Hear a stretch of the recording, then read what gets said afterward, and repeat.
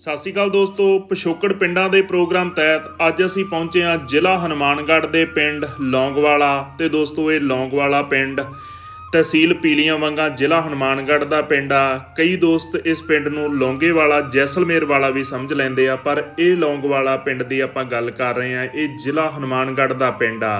ਤੇ ਦੋਸਤੋ ਇਹ ਪਿੰਡ ਇਹਨਾਂ ਦਿਨਾਂ ਦੇ ਵਿੱਚ ਬੇਹੱਦ ਚਰਚਾ ਦੇ ਵਿੱਚ ਆ, ਕਿਉਂਕਿ ਪਿੰਡ ਦੀ ਪੰਚਾਇਤ ਤੇ ਪਿੰਡ ਦੇ ਸਰਪੰਚ ਸਾਹਿਬ ਦੀ ਦੂਰ ਅੰਦੇਸ਼ੀ ਸੋਚ ਦੇ ਕਰਕੇ ਪਿੰਡ ਦੇ ਵਿੱਚ ਬਹੁਤ ਸਾਰਾ ਜਿਹੜਾ ਵਿਕਾਸ ਹੋਇਆ ਹੈ ਪਿਛਲੇ 5-4 ਸਾਲਾਂ ਦੇ ਵਿੱਚ। ਤੇ ਦੂਰੋਂ ਦੂਰੋਂ ਲੋਕ ਇਸ ਪਿੰਡ ਨੂੰ ਦੇਖਣ ਵੀ ਆਉਂਦੇ ਆ।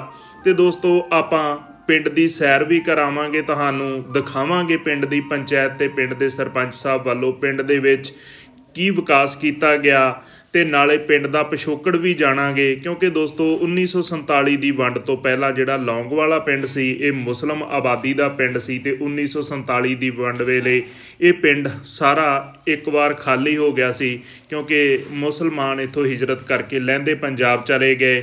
ਤੇ 1947 ਦੀ ਵੰਡ ਤੋਂ ਬਾਅਦ ਇਹ ਪਿੰਡ ਦੁਬਾਰਾ ਆਬਾਦ ਹੋਇਆ। ਤੇ ਹੁਣ ਦੋਸਤੋ ਇਹ ਪਿੰਡ ਵਿਕਾਸ ਦੇ ਕਰਕੇ ਚਰਚਾ ਦੇ ਵਿੱਚ ਆ। ਤੇ ਆਓ ਆਪਾਂ ਕਰਦੇ ਹਾਂ ਨਾਲੇ ਸਰਪੰਚ ਸਾਹਿਬ ਦੇ ਨਾਲ ਪਿੰਡ ਦੇ ਵਿਕਾਸ ਬਾਰੇ ਗੱਲਾਂ ਬਾਤਾਂ, ਤੇ नाले ਤੁਹਾਨੂੰ दिखाने हैं पिंड। नमस्कार सर। नमस्कार जी सर, सबसे पहले आप अपना नाम और अपने गांव का थोड़ा बताओ। मेरा नाम सुनील क्रांति, सरपंच ग्राम पंचायत लौंगवाला जी, जिला हनुमानगढ़ राजस्थान से हूँ जी। सर आपका बहुत बहुत स्वागत है हमारी ग्राम पंचायत लौंगवाला में पधारने पर। Thank you sir. सर हम आपके गांव के बारे में कुछ तो हिस्ट्री जानना चाहेंगे, और कुछ जैसे आप विकास करवा रहे हो तो उसके बारे में बातचीत करेंगे। तो सबसे पहले आप थोड़ा अपने गांव का पिछोकड़ के बारे में बताओ। ग्राम पंचायत लौंगवाला क्या है कि देश आजादी से पहले तो बीकानेर रियासत का अंग था जी, और विभाजन के समय ये पूरा गांव खाली हो गया था। मतलब टोटल यहाँ पे मुस्लिम आबादी थी 1947 में, तो पूरी वो खाली हो गई थी। ओके। उसके बाद पूरा गांव खाली हो गया था। 51-52 के समीप दोबारा गांव में बसना शुरू हुआ था पाक विस्थापितों से और कुछ पंजाब हरियाणा के आए हुए लोगों से। और 55-56 में इस गांव की पहली वोटर लिस्ट 119 परिवारों की जारी हुई। मतलब 1947 बाद 3-4 साल गांव बिल्कुल सुनसान रहा, और 55 से पूरा आबाद होना आरम्भ हुआ। 119 परिवारों से शुरू हुआ ग्राम पंचायत। आज कम से कम 2000 परिवारों का घर, लंबा चौड़ा परिवार है, घरों का एक परिवार है। ठीक है। आबादी 2000 है या वोट 2000? नहीं, वह घर 2000 है, आबादी तो बहुत ज्यादा है। आबादी तो 2011 की जनसंख्या में 4110 थी। ओके। और अभी तो जब नए सर्वे होगी तो ज्यादा। ठीक है। सर आप कब से सरपंच के पद पे हो? मैं जनवरी 2020 से सरपंच के पद पे तौर पर हूँ। ठीक है। लौंगवाला में। ओके। और सर जैसे आप अपने गांव का विकास करवा रहे हैं, तो इसका आपके दिमाग में आइडिया कहाँ से आया, कैसे ऐसे ये चीजें हमने करनी आगे? एक्चुअली मैं युवा क्रांति संस्थान जो सामाजिक संस्था उसकी स्थापना हुई थी 2013-14 के अंदर, और उसके बाद से मैं ये था अभी इस ग्रामीण भारत में या पंचायती राज में करने के लिए बहुत कुछ है। तो मैं मानता हूँ कि पंचायती राज में ऐसी चीजें भारत के गाँव में अभी भी इतना कुछ करने वाला है। अगर आप थोड़ी सी भी मेहनत करो और इस देश की जनता के लिए और इस पंचायती राज में ग्रामीणों को अगर आप पूछो तो इस देश की जनता से आपको इतना प्यार मिलेगा उसकी कोई कल्पना ही नहीं है जी। तो वो मेरी भावना थी कि ये गाँव है जो एक आदर्श गाँव बने, एक मॉडल विलेज बने, और उसके लिए हमने नीतिबद्ध रूप से कार्य शुरू किए। और आज कम से कम 5 सालों मेरा कार्यकाल हो चुका है और बहुत शानदार सारी चीजें हुई है। और फिर भी हमने चाह रहे हैं और ज्यादा मेहनत करेंगे और सारी काफी चीजें वो भी करेंगे। क्या कुछ सर आपने 5 सालों में बनवाया है गांव में? ग्राम पंचायत में काफी सारी चीजें, जैसे हमने सबसे पहले शुरू किया डरोड़ी की 4 दीवारी से, फिर शमशान भूमि में, फिर बस स्टैंड बहुत शानदार बने। हमारे जो स्कूल है सरकारी उनमें स्मार्ट क्लासेज है, LED, इन्वर्टर, AC, बढ़िया पार्क, बढ़िया शानदार सुविधाएं। आंगनबाड़ी बहुत बढ़िया बना दी हमने, बस स्टैंड अच्छा बना दिया, प्रार्थना बस स्टैंड अच्छा बना दिया, ओपन जिम बना दी, खेल स्टेडियम का वगैरह का काम चल रहा है। और जैसे मेरे जो दूसरा गांव है चक्षुदा सिंह वाला, वहाँ पे हॉस्पिटल की व्यवस्था नहीं थी, वहाँ हॉस्पिटल, स्कूल की 4 दीवारी, स्कूल में कमरे, पानी निकासी की बहुत बड़ी समस्या थी उस गांव में बरसात के समय, उस पानी निकासी का समाधान करवा दिया।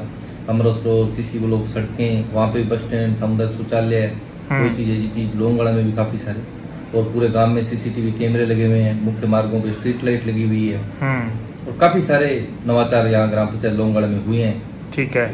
उसका और सर जैसे पीने के पानी के लिए क्या सिस्टम है? पीने के पानी के लिए JJM में अच्छा खासा हमें बजट मिला था, और पीने के पानी के लिए हर घर में पानी की व्यवस्था है। और वाटर वर्क्स का भी और हमने और बड़ा बना दिया, प्रोजेक्ट बना के पूरा सिस्टम जो 1995 की बात था पूरे वाटर वर्क्स की जो पेयजल क्षमता है, स्टोरेज, वो बड़ी हमने डिग्गी बड़ी कर दी, पंप वगैरह सारा सिस्टम, 4 दीवारी, मतलब सब चीजें एकदम नई तरीके से तैयार होगी और इस मार्च तक पूरे विधिवत रूप से शुरू हो जाएगी पूरे पेयजल की व्यवस्था। ओके सर, आपकी पंचायत में और कौन कौन से गांव आते हैं? मेरी पंचायत में मुख्यालय लोंगवाला है, ठीक है, और इसके साथ एक चक्सदा सिंह वाला, दो गाँव आते हैं। ठीक है।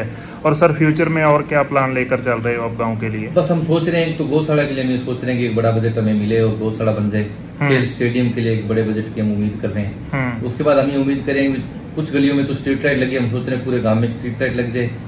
और बाकी तो बेसिक काम लगभग सारे ही हो चुके हैं। पशु चिकित्सालय का उन्नत हो चुका है, सब चीजें अपनी उच्चतम सीमा पे पहुंच चुकी है जो एक गांव में होती है। स्कूल क्रमोन्नत हो चुका है, स्कूल में परीक्षा बोर्ड बन चुका है, आंगनबाड़ी बन चुके हैं, पशु चिकित्सा उपकेंद्र से पशु चिकित्सालय बन चुका है। तो लगभग एक गांव में जितनी सुविधाएं होनी चाहिए, एक गांव में जितनी कोई सरकारी एजेंसी होनी चाहिए, वो सारी की सारी लोंगवाला में आ चुकी है। मैं तो आपके चैनल के माध्यम से सभी युवाओं से ये अपील करूंगा कि आप सभी लोग राजनीति से जुड़कर प्रयास करें कि हम अपने देश को बदलने के लिए अपनी ग्राम पंचायतों में या शहरी निकायों में जहां अच्छा कार्य कर सकते हैं जी, जनता भला इस देश को आगे बढ़ाने के लिए वो आगे बढ़ के करें, उस जिम्मेवारी को समझे और उस जनता की उम्मीदों पे खरा उतरे। और मेरी उन सभी को शुभकामनाएं भी है। Thank you sir. ਦੋਸਤੋ ਇਹ ਆਪਾਂ ਦੇਖ ਰਹੇ ਸੀ ਜ਼ਿਲ੍ਹਾ ਹਨੂਮਾਨਗੜ੍ਹ ਦਾ ਪਿੰਡ ਲੌਂਗਵਾਲਾ, ਤੇ ਤੁਹਾਨੂੰ ਇਹ ਪਿੰਡ ਕਿਵੇਂ ਲੱਗਾ ਕਮੈਂਟ ਜ਼ਰੂਰ ਕਰਿਆ ਜੇ, ਤੇ ਇਸ ਵੀਡੀਓ ਨੂੰ ਅੱਗੇ ਵੱਧ ਤੋਂ ਵੱਧ ਦੋਸਤਾਂ ਦੇ ਨਾਲ ਸਾਂਝਾ ਜ਼ਰੂਰ ਕਰਿਓ ਤਾਂ ਕਿ ਵੱਧ ਤੋਂ ਵੱਧ ਦੋਸਤਾਂ ਦੇ ਤੱਕ ਇਹ ਵੀਡੀਓ ਪਹੁੰਚ ਸਕੇ। ਹੋਰ ਸਾਡੀਆਂ ਵੀਡੀਓ ਦੇਖਣ ਦੇ ਲਈ ਕੁਲਵਿੰਦਰ ਸੰਧੂ YouTube ਚੈਨਲ ਨੂੰ ਸਬਸਕ੍ਰਾਈਬ, Facebook ਅਤੇ Instagram ਤੇ ਸਾਨੂੰ ਫੋਲੋ ਜ਼ਰੂਰ ਕਰਿਓ। ਮਿਲਦੇ ਹਾਂ ਦੋਸਤੋ ਨਵੀਂ ਵੀਡੀਓ ਦੇ ਨਾਲ। ਧੰਨਵਾਦ।